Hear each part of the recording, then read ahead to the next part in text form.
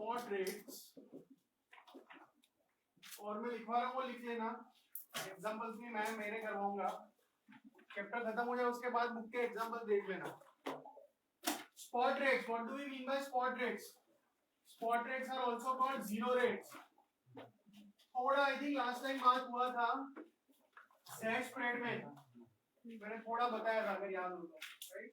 So the thing is practically क्या होता है कि कोई भी इकोनॉमी में हर एक ड्यूरेशन के लिए, हर एक टाइम पीरियड के लिए एक पर्टिकुलर रेट होता है, राइट? सपोज आप बैंक में एफडी करने जाओगे, आप बैंक में एफडी करने जाओगे तो ऐसा तो होगा नहीं कि आपका कोई भी मैच्योरिटी हो इंटरेस्ट रेट बैंक सेम देगा, that is not going to happen, right?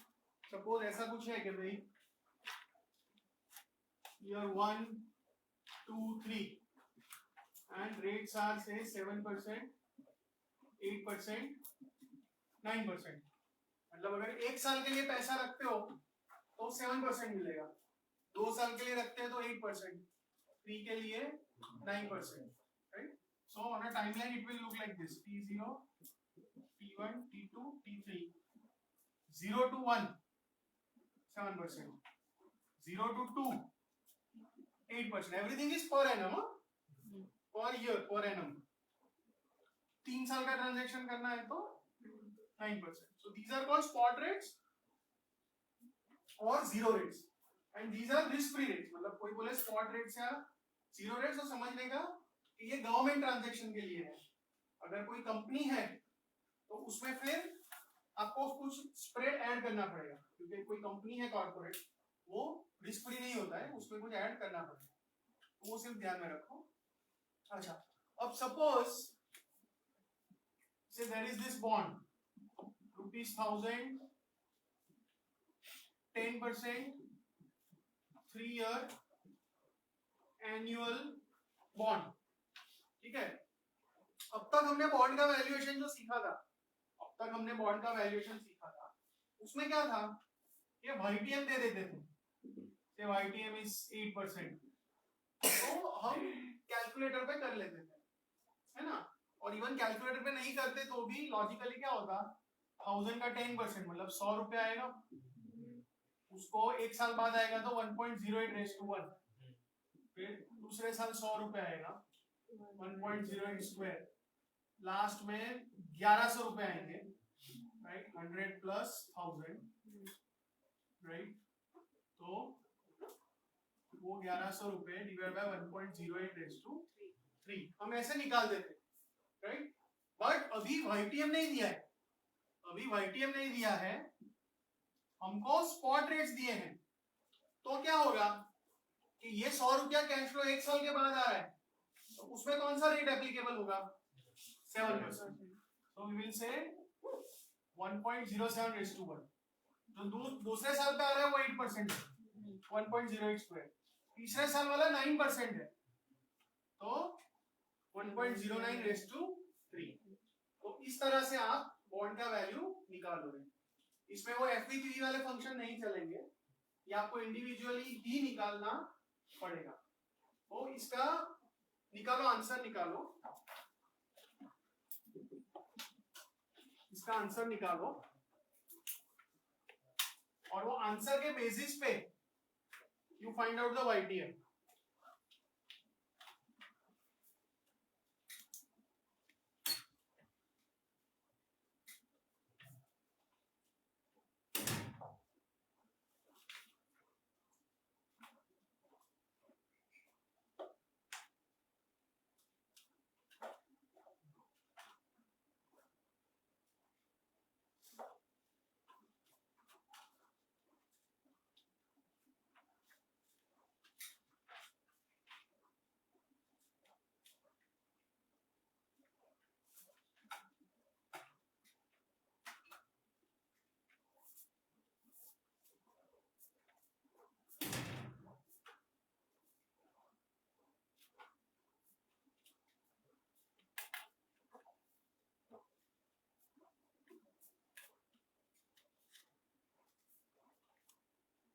कितना आ रहा है? इंडिविजुअली करो आराम से।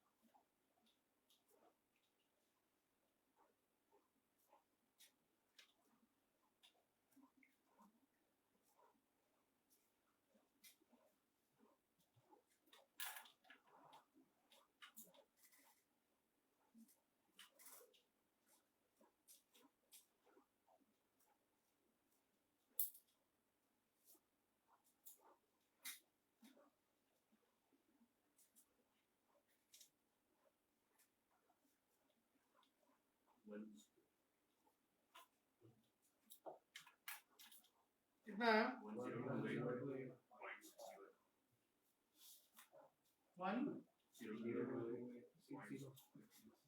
1028.61।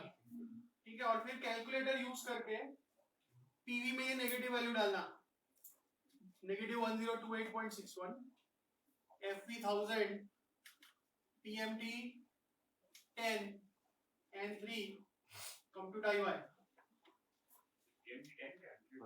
sorry 100,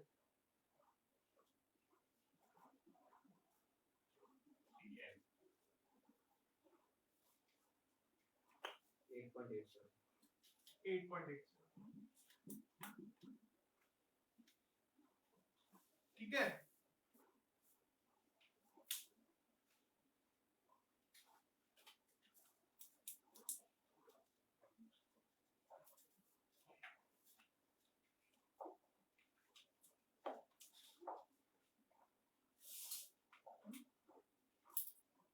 fine all of you?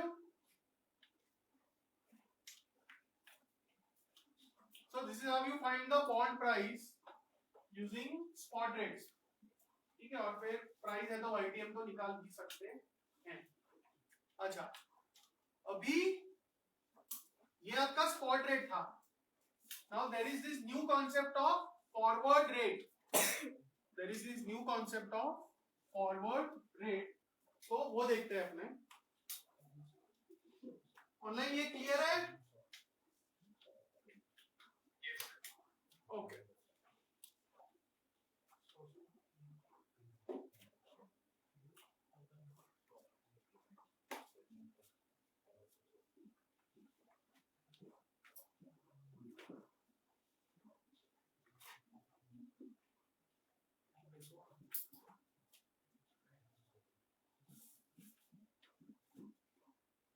see forward rate, forward rate as the name suggests forward, मतलब अभी चालू नहीं हो रहा है।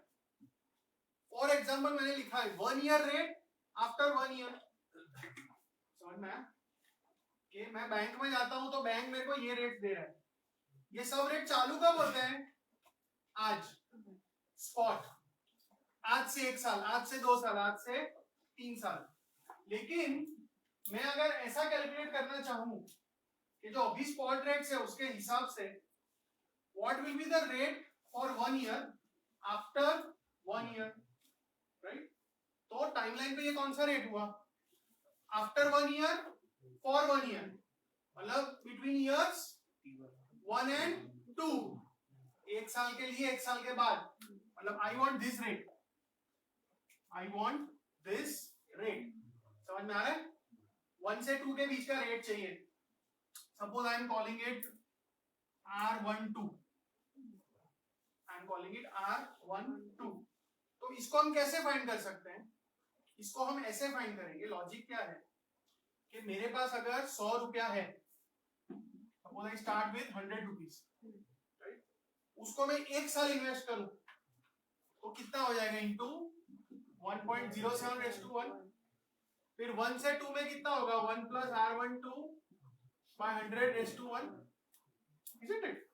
I am going 0 to 1, 1 to 2, तो ये एक्सप्रेशन हुआ।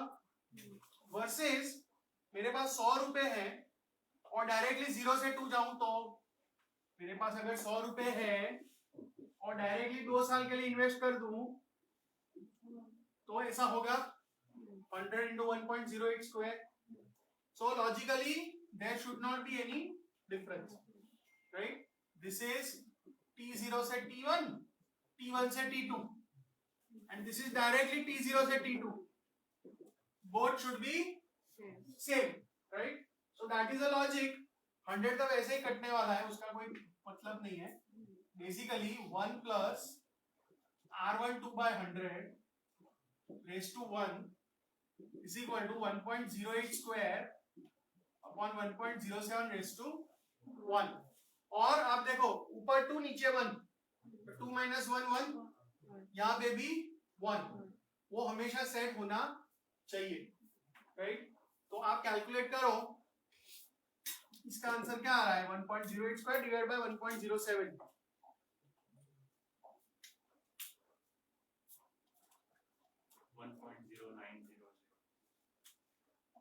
1.09009, ठीक है। तो R12 ढूंढोगे आप, -1 और इंटू 100 करोगे ना, बेसिकली 9.01% आएगा, समझ में आ रहा है? 9.01%. So this is your forward rate. This is your forward rate between T1 and T2. ठीक है। See, बुक्स में ना अलग अलग सिंबल्स देते हैं ये लोग फॉरवर्ड रेट के। सपोज मैंने R12 लिखा है, बुक में कुछ और लिखते हैं 1y 1 2y ऐसा कुछ लिखता है। Don't worry about notations. In exam, your wording will be like that. 1 year rate after 1 year ऐसा कुछ। आपको कोई नोटेशन रट्टा मारने की जरूरत नहीं है, ठीक है। कने एक ने 2 વર્ષની વચ્ચેનો રેટ પૂછ્યો છે ફોરવર્ડ રેટ, તો તું 0 થી 1 1 થી 2 જાય કે સીધો 0 થી 2 જાય, બંનેમાં એન્ડ રિઝલ્ટ સેમ આવવું જોઈએ। એ लॉजिक થી આપણે એક્સપ્રેશન લખવું, और एक बार आपका हाथ सेट हो जाए, फिर यू वांट बिटवीन 1 and 2, तो 2 साल का रेट कितना है 8%, तो 1.08 स्क्वायर, 1 साल का कितना है 60%, तो 1.07 रेज़ टू 1। समझ में आ रहा है? सपोज ये लिख लो, पहले लिख लो,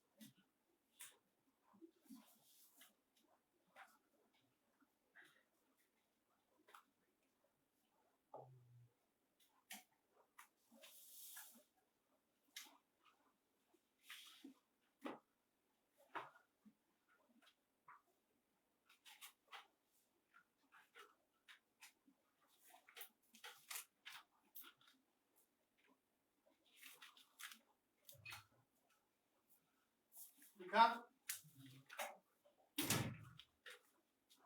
Let us try more. So let us say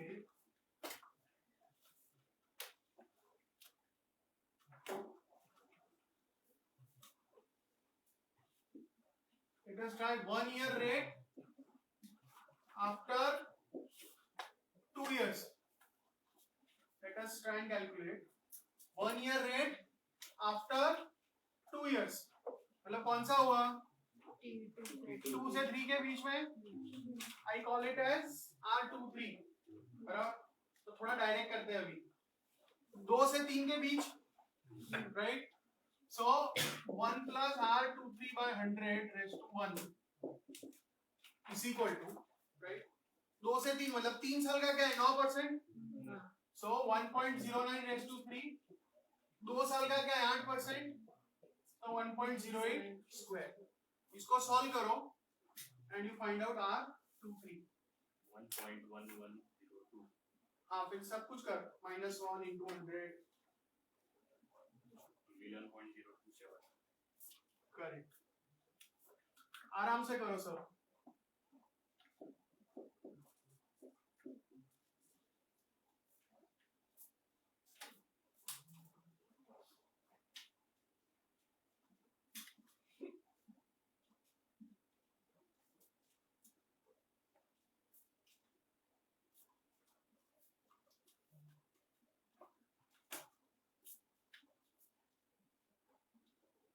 online हो रहा है ना?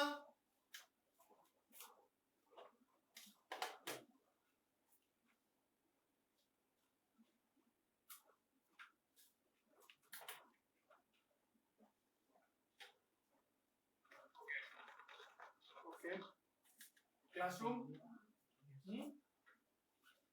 Getting the answer 1.09 raise to 3 करो डिवाइड बाय 1.08 स्क्वायर, फिर जो आंसर आएगा उसमें -1 और फिर इंटू 100, करेक्ट?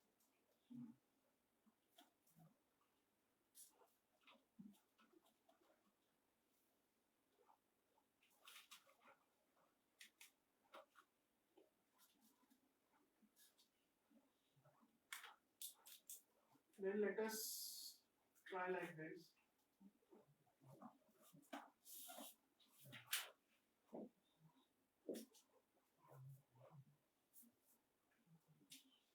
थोड़ा ज्यादा इंटरेस्टिंग बनाते हैं.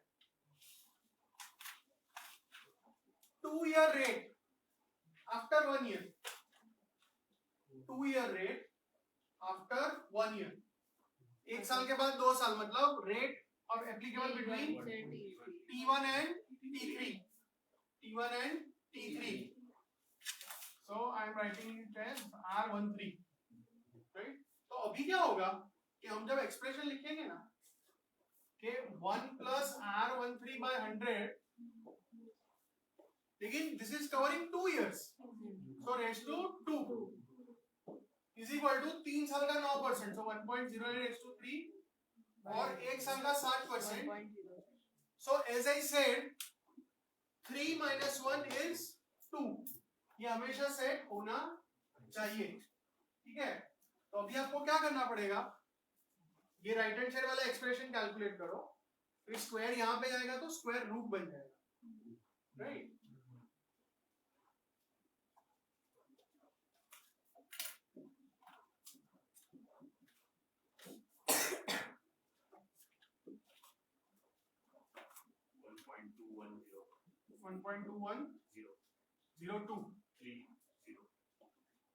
और फिर वो रेज टू हाफ हो जाएगा, मतलब स्क्वायर रूट हो जाएगा, इसका स्क्वायर रूट फिर -1 into 100.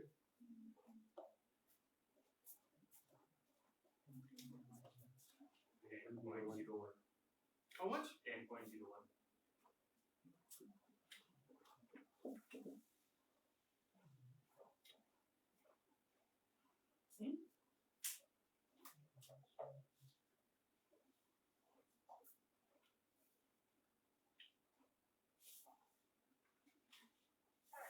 Yes.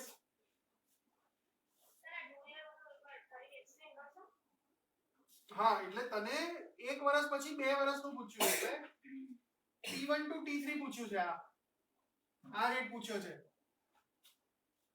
તો આપણે જે એક્સપ્રેશન લખીએ એમાં left hand side 1 plus R13 by 100, પણ હવે 1 વર્ષ નથી 2 વર્ષ કવર થાય છે, એટલે અહીંયા રેઝ ટુ 2 લખવું પડશે, અને પછી તો આ 3 year 1 year છે એટલે રેઝ ટુ 3 રેઝ ટુ 1, અને હંમેશા ચેક કરવાનું કે 3 minus 1 એ અહીંયા 2 આવવું જ જોઈએ. ખ્યાલ આવ્યો? ઓકે સર, 1/2 નથી આવ્યો, સોરી 1/2 કારણ કે સ્ક્વેર હતું ને, તો પછી આમ જતું રહે, આ જે આન્સર આવ્યો એનો સ્ક્વેર રૂટ લેવો પડે એટલે રેઝ ટુ 1/2 એમ. समझ रहे हो सब? And I prefer this notation, ये 1 3 2 3 वो वाला. उसका रीजन क्या है? एक तो इंट्यूटिव है, ये किसके बीच का फाइंड करना है, 1 और 3 साल, आई एम राइटिंग 1 3. और दूसरी बात क्या है, that itself will tell you 1 3 है तो 2 साल का गैप है, यहाँ पे रेज टू 2 आना ही चाहिए, राइट? कोई बुक में ऐसा नोटेशन है नहीं, आप करना चाहो तो कर सकते हो, but in general don't worry too much about notation, right? CFA official exam में ऐसा कोई नोटेशन आने वाला नहीं है, you are not expected to remember any such notation. समझ में आया? तो अब तक हमने क्या सीखा कि what is spot rate, spot rate से फॉरवर्ड रेट कैसे निकाल सकते हो, और स्पॉट रेट अगर दिए हैं तो प्राइस कैसे निकाल सकते हो, ठीक है? अच्छा, अभी उल्टा कि अगर फॉरवर्ड रेट दिए हो तो स्पॉट रेट कैसे निकालने का।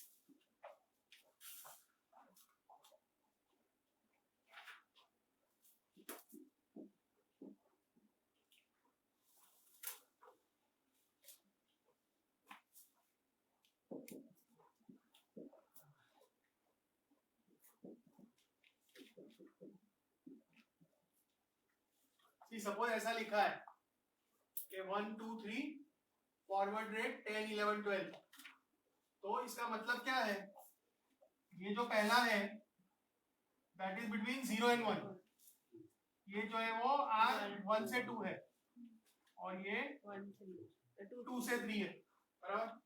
और आपको बॉन्ड का प्राइस ढूंढना है, सपोज ₹100 7% 3-year एनुअल बॉन्ड, नहीं सॉरी, हमको स्पॉट रेट ढूंढना है, राइट। फॉरवर्ड रेट्स दिए हैं, हमको स्पॉट रेट ढूंढना है। तो पहला जो स्पॉट रेट होता है वो तो सेम ही होगा, and let me draw it on a timeline also, T0 T1 T2 T3, ये 0 से 1 है 10%, 1 से 2 है 11%, 2 से 3 है 12%। तो ये पहला स्पॉट रेट तो आ ही गया, 10% है, ठीक है। अब दूसरा स्पॉट रेट चाहिए, दूसरा स्पॉट रेट मतलब 0 से 2। तो स्पॉट रेट का बहुत मतलब लॉजिक तो वही है, मैंने जो शुरुआत में लिखा कि 0 से 1 1 से 2 जाओ, कि डायरेक्ट 0 से 2 जाओ, सेम रिजल्ट आना चाहिए। तो लॉजिक तो वही है, but operationally it is very easy कि आपको स्पॉट रेट ढूंढना है ना, तो spot rate is equal to geometric mean of forward rates. मतलब आपको 2 साल का ढूंढना है, तो उसमें 0 से 1 क्या है 10% और ये क्या 11%। तो आपका जो स्पॉट रेट 2 आएगा ना, 10% 11% की ज्योमेट्रिक मीन कैसे करते हैं, 1.10 इंटू 1.11 रेज टू हाफ और -1। ज्योमेट्रिक मीन कैसे ऐसे फाइंड करते हैं, पहले 1 ऐड करने का, मल्टीप्लाई करो, 2 है इसलिए रेज टू हाफ और लास्ट में -1।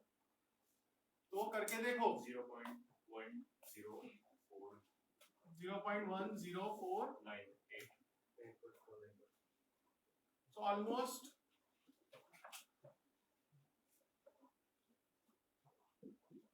ऐसा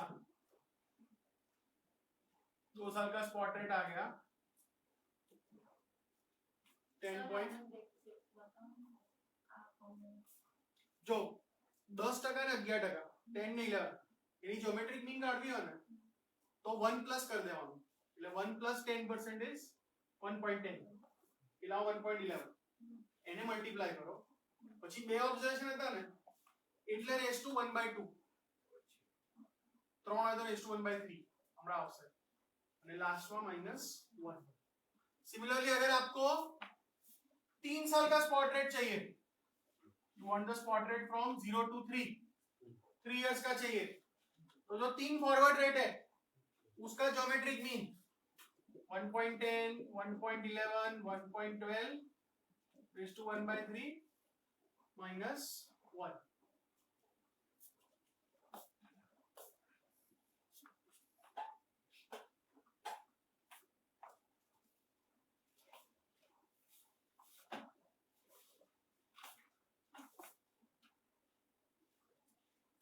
0.10996 मतलब 10.996%,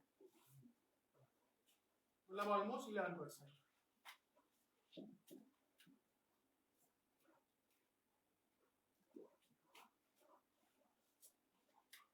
सो फॉरवर्ड में से स्पॉट करना काफी इजी है, सिर्फ ज्योमेट्रिक मीन ले लेने का.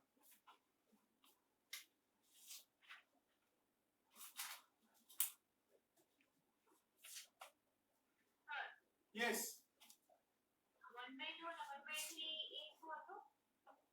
એ જ્યોમેટ્રિક મીન માટે એટલે બે બે હોય તો 1/2 લેવાના, 3 હોય તો 1/3 લેવાના એમ.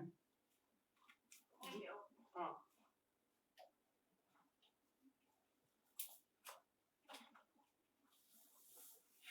और थोड़ा मैथमेटिक्स थोड़ा डिटेल में आपको जानते हो तो क्या होता है कि geometric mean is always lesser than arithmetic mean. तो अप्रोक्सीमेट आंसर तो वैसे ही पता चल जाएंगे. सपोज 10 और 11 का जो अरिथमेटिक मीन क्या आएगा 10.5, तो उससे थोड़ा कम आना चाहिए. 10 11 12 का अरिथमेटिक मीन क्या आएगा 11, तो उससे थोड़ा कम आंसर आ रहा है, राइट.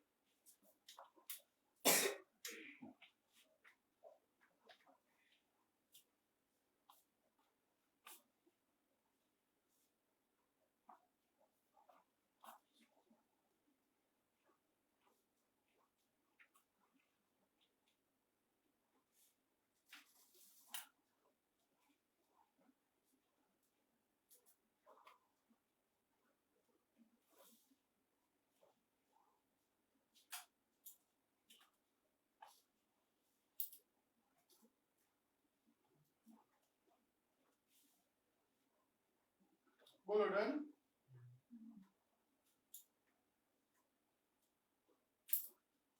अच्छा, एंड फाइनली ये भी हमको आना चाहिए कि अगर फॉरवर्ड रेट्स दिए हैं तो बॉन्ड का प्राइस फाइंड करना है. So let me write down.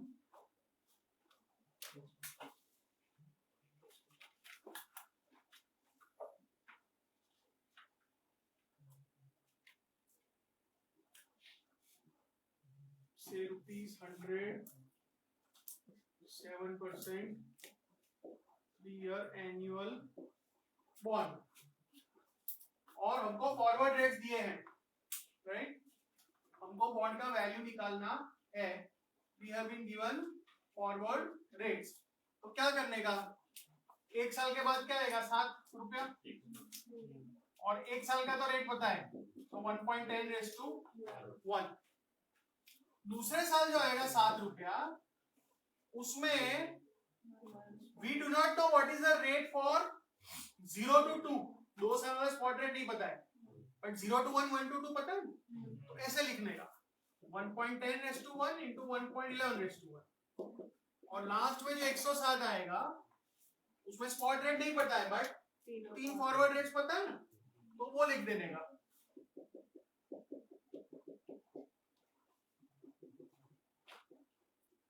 So that will give you the answer.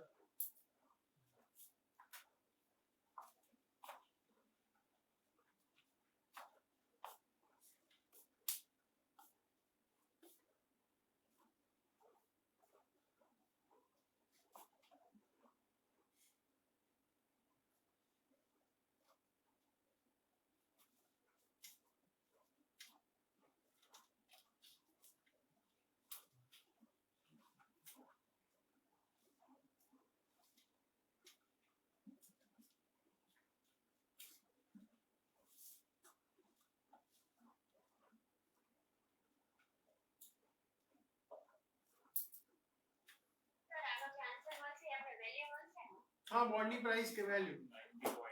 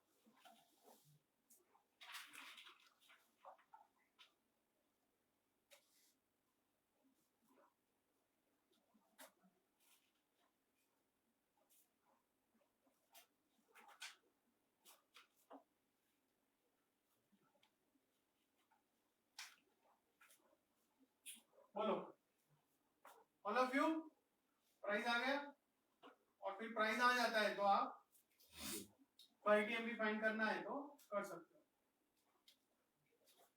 All of you done, okay.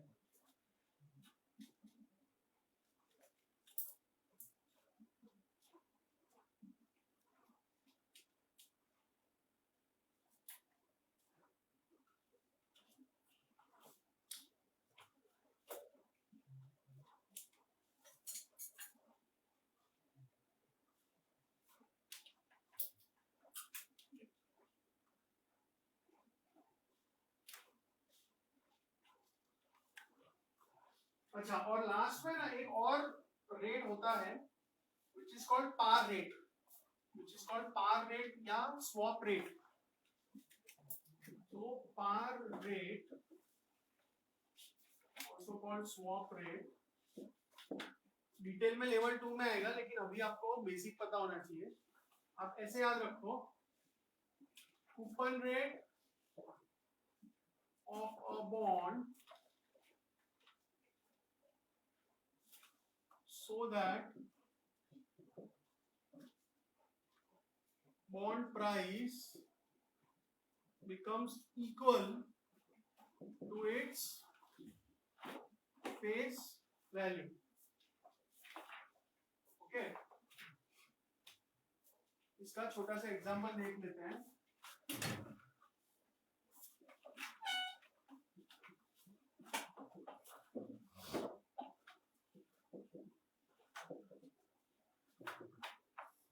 Suppose ऐसे स्पॉट रेट दिए हैं, ऐसे स्पॉट रेट्स दिए हैं, और हमें पूछा है find 3-year par rate। We have been asked to find 3-year par rate। तो आपको क्या करेगा, 3 साल पार रेट है ना, तो ऐसा बॉन्ड अज्यूम कर लो, फेस वैल्यू सपोज ₹100, कूपन इससे X%, कूपन में पता नहीं है X%, 3 साल का फंड है, मैच्योरिटी 3 ईयर, एनुअल बॉन्ड। ये बॉन्ड का प्राइस, ये बॉन्ड का प्राइस कैसे होगा, 1 साल के बाद X मिलेगा डिवाइड बाय 1.05, दूसरे बार भी X 1.06 स्क्वायर, तीसरी बार में x upon 1.07 raise to 3 plus 100 1.07 raise to 3 is equal to 100 लिख देने का, because par means by definition मैंने ले लिखा कि bond price is equal to face value. तो अभी आप क्या करोगे, यहाँ पे x कॉमन, 1/1.05 1/1.06 स्क्वायर 1/1.07 क्यूब, ये सब करके डेसिमल वैल्यू लेके ऐड करोगे, और ये जो भी वैल्यू निकला वो 100 में से माइनस हो जाएगा, है ना। So that way you find out x। इसका पूछे जाने का चांस कम है, पूछे जाने का चांस बहुत कम है, but still you should know it is not out of the syllabus.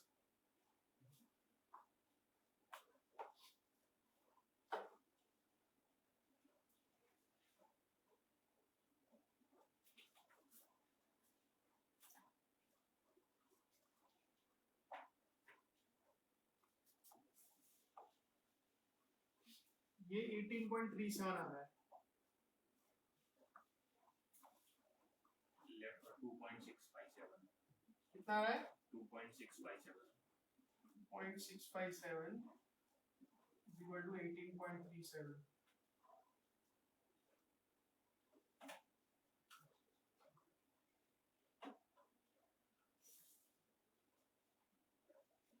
So 6.91।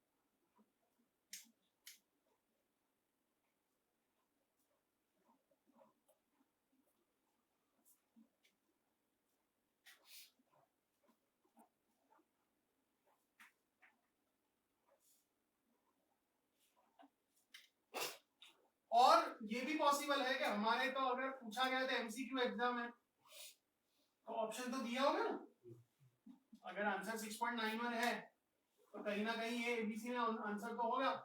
तो आप ऐसा भी कर सकते हो राइट कि एबीसी में जो बीच वाला ऑप्शन है जो मीडियम वैल्यू है वो कूपन ले लो और फाइंड करो 100 आ रहा है कि नहीं आ रहा है। अगर हमारा आंसर 100 से कम आ रहा है तो दैट मींस कूपन बढ़ाना पड़ेगा, तो उससे जो हायर वाला है वो सही आंसर, और अगर कम ज्यादा है तो घटाना पड़ेगा तो उससे कम वाला। So by trial and error also you can get the answer, but this is the concept. એવું નહીં, ABC માં ત્રણ વેલ્યુઝ છે તો જે વચ્ચે વાળી વેલ્યુ है ना Highest, lowest and middle. medium नहीं ठीक है। ऑनलाइन फाइन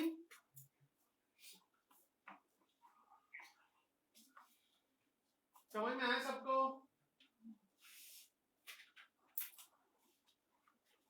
अच्छा, और बिल्कुल जो लास्ट एलओएस है वो पढ़ने लगो कि इकोनॉमी में है ना ये जो अलग अलग मैच्योरिटी के स्पॉट रेट्स होते हैं या गवर्नमेंट बॉन्ड के यील्ड होते हैं उसको प्लॉट करते हैं, ग्राफ बनाते हैं, उन्हें यील्ड कर्व, और जो एनालिस्ट होते हैं वो ये यील्ड कर्व को देखते हैं, काफी उसमें ध्यान रखते हैं because it can give you information about the state of the economy.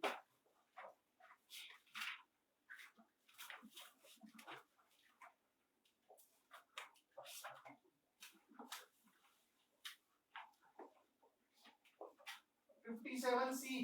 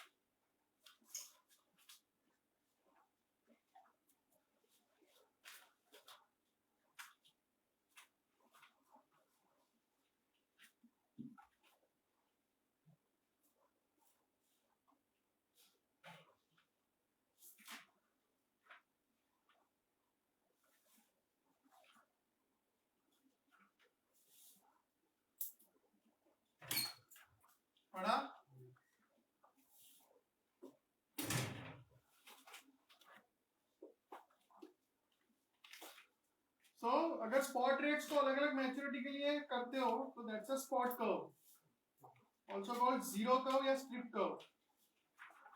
Usually वो अपवर्ड स्लोपिंग रहता है, मतलब रेट फॉर से 1 year will be lower than say rate for 5 years, which will lower for say rate for 10 years, right? उसको normal बोलते हैं। अगर उल्टा है तो we say it is downward sloping या inverted, right? और यूजुअली अमेरिका में सारा जो गवर्नमेंट बॉन्ड का काम चलता है वो सेमी एनुअल बेसिस पे चलता है, तो फिर इवन स्पॉट रेट का भी वहां पे कन्वेंशन ऐसा है कि अगर सपोज लिखा है कि 1 साल का स्पॉट रेट 7%, तो यू हैव टू अंडरस्टैंड कि भाई 7% बराबर है, but it will be 2 cycles of 3.5 3.5। Practically ऐसे काम करेगा बिकॉज वहां पे सब कुछ सेमी एनुअल बेसिस पे चलता है। फिर कूपन बॉन्ड्स का वाईटीएम आप प्लॉट कर सकते हो। जो यूएस के बॉन्ड्स है, government bonds, suppose US government का 3 साल का बॉन्ड है, उसका वाईटीएम 5 साल का बॉन्ड, 10 साल का बॉन्ड, तो वाईटीएम का भी यील्ड कर्व बना सकते हो। Again yields are expressed on semi annual bond basis. Practical issue with constructing yield curves directly from traded coupon bond prices is that distortions in yield can occur due to illiquidity and taxation differences. So to avoid illiquidity issue on the run, bond yields are used. मतलब इसमें क्या होता है कि suppose आपका government bond का data चाहिए, अब आप पूरा यील्ड कर्व बना रहे हो, तो यील्ड कर्व में आपको 7 साल का भी चाहिए, तो आज की तारीख में गवर्नमेंट का जो 7 साल वाला बॉन्ड है, ऐसा बॉन्ड है तो सही, लेकिन उसमें ट्रेडिंग 1.5 महीने पहले हुआ था, 1.5 महीने के बाद उसमें ट्रेड हुआ ही नहीं। बॉन्ड्स में दिस इज वेरी नॉर्मल, ज्यादा ट्रेडिंग नहीं होता है। ज्यादा ट्रेडिंग किसमें होता है? जो रिसेंटली इश्यूड बॉन्ड्स है। तो मोस्टली ये लोग क्या ट्राई करते हैं कि रिसेंटली इश्यूड बॉन्ड को यूज करें। जो रिसेंटली इश्यूड होते हैं, फ्रेश होते हैं, उसको बोलते हैं on the run, right?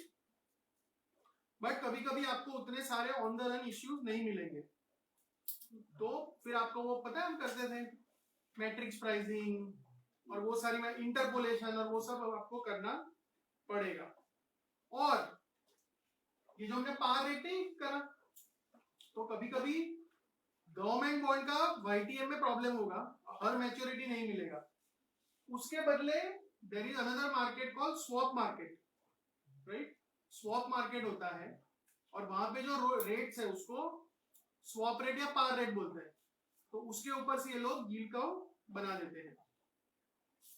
As we discussed earlier, par yields are hypothetical yields of bonds that would trade at par for a specific maturity. तो वो भी कंस्ट्रक्ट करते हैं ये लोग। Forward yield curve shows forward rates for bonds or money market securities for annual periods in future.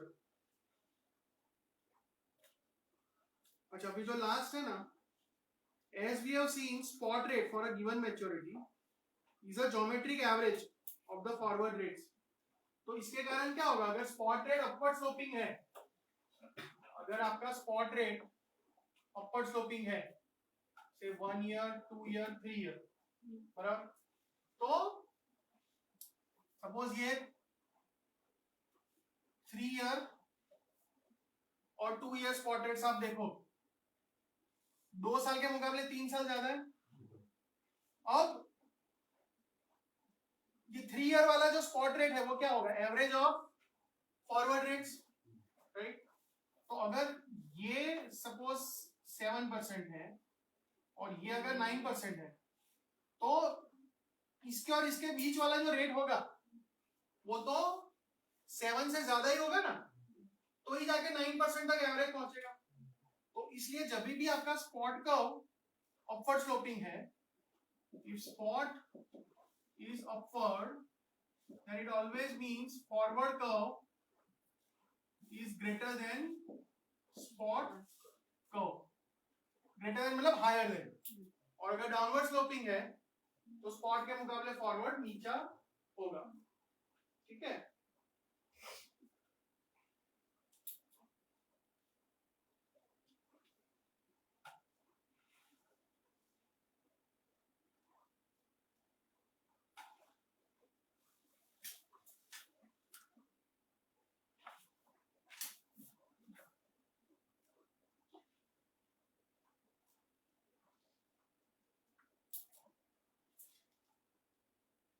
ठीक है, quiz चालू करो, स्टार्ट द क्विज।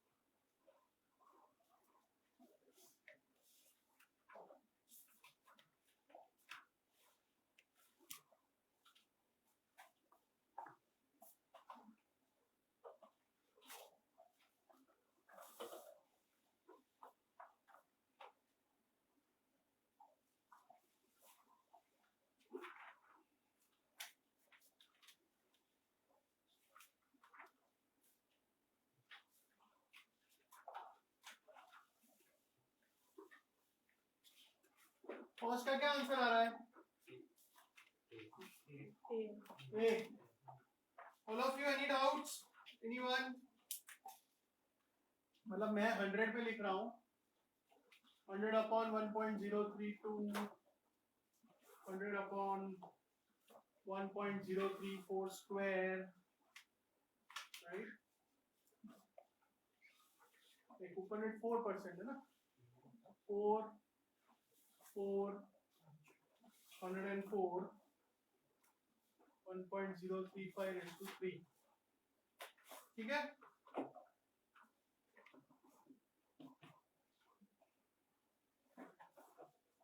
तो 101.42 आ जाएगा। Then second, market rate of discount for a single payment to be made in future is spot rate, right? और ये question है तो ये भी समझो कि जो स्पॉट रेट है ना, सपोज 3 साल का स्पॉट रेट, मतलब 0 से चालू होके 3, बीच में पैसा नहीं आएगा, right? It is only applicable for something that occurs at T3. So spot rate is also YTM of zero coupon bond. जो 3 साल वाला जीरो कूपन बॉन्ड होगा उसका YTM को भी 3 year spot rate बोल सकते हैं। फिर which of the following yield curve is least likely to consist of observed yields? तो पार या फॉरवर्ड? ये थोड़ा कंफ्यूजिंग है, आई थिंक पीछे आंसर पार है, क्योंकि है ना, they have defined par as hypothetical, क्योंकि होता नहीं है ना, हम अज्यूम करते हैं कि अगर फलाने बॉन्ड का कूपन ऐसा हो कि उसकी price equal to face value है, मतलब एक्चुअली एग्जिस्ट नहीं करता है, तो इसलिए उसको हाइपोथेटिकल बोलते हैं। तो 3 में पार।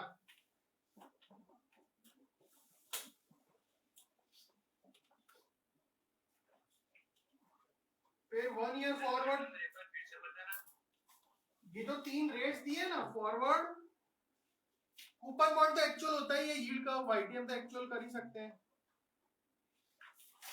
फॉरवर्ड भी एक्चुअल बॉन्ड से फाइंड कर सकते हैं स्पॉट रेट से या ऐसे, बट पार में तू देखेगा ना, they have describe it as a hypothetical bond, तो वो ऑब्जर्व नहीं है।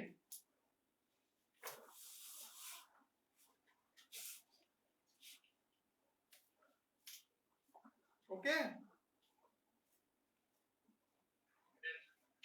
फोर्थ में क्या पूछा है? 1 year rate 3 years from today, so R34 पूछा है, तो 1 plus R34 by 100 raised to 1 is equal to 4 years का 9.45 है, 3 years का 9.85 है, तो ये आप सॉल्व करोगे तो आंसर आ जाएगा। कितना आ रहा है? 8.258। फाइन। फिर फिफ्थ, फॉरवर्ड रेट दिए हैं,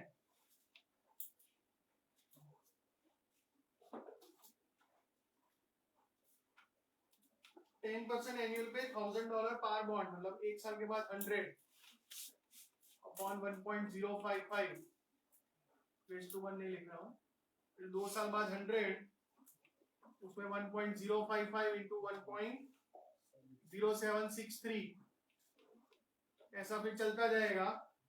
क्या आंसर आ रहा है? 1009।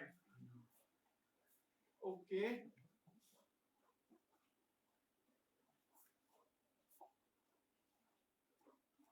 ठीक है। The 1 year spot rate is 1% and 1 year rate is 3%। See, ideally ऐसा सिंबल यूज करने का मतलब नहीं है, राइट?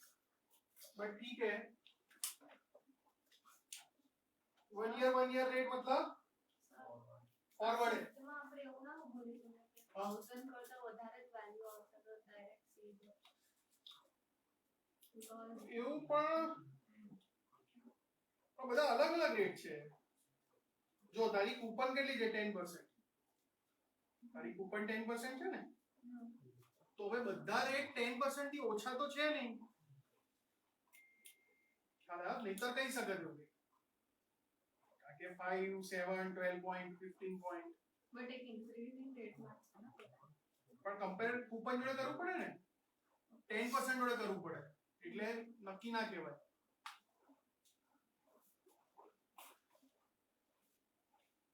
यस 6 में क्या है 1 ईयर स्पॉट रेट इज 1% और 1 से 2 वाला फॉरवर्ड रेट जो है वो 3% है बराबर तो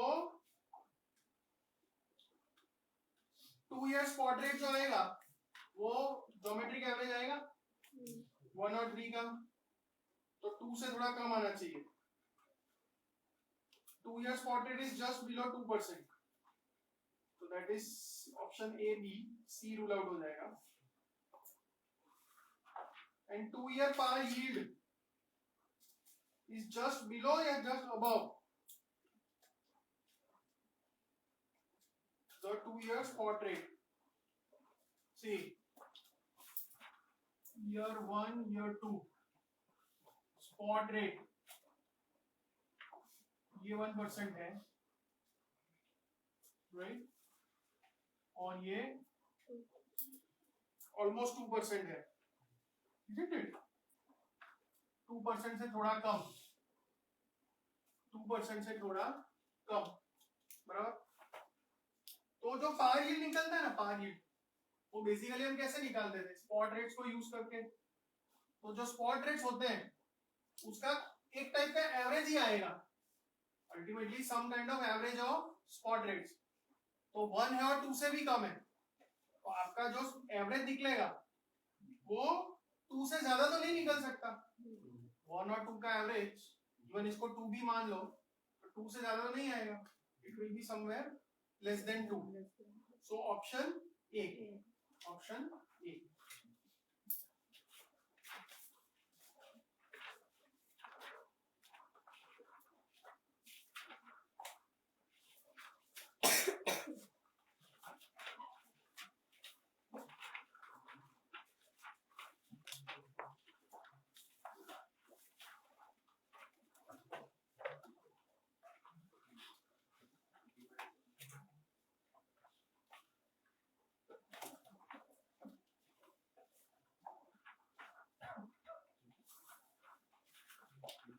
Okay, so this is the end of the chapter. फिर नेक्स्ट चैप्टर स्टार्ट करते हैं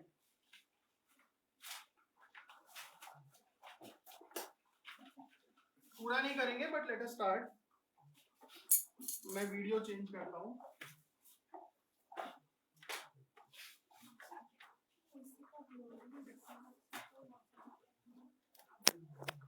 ऊपर रखना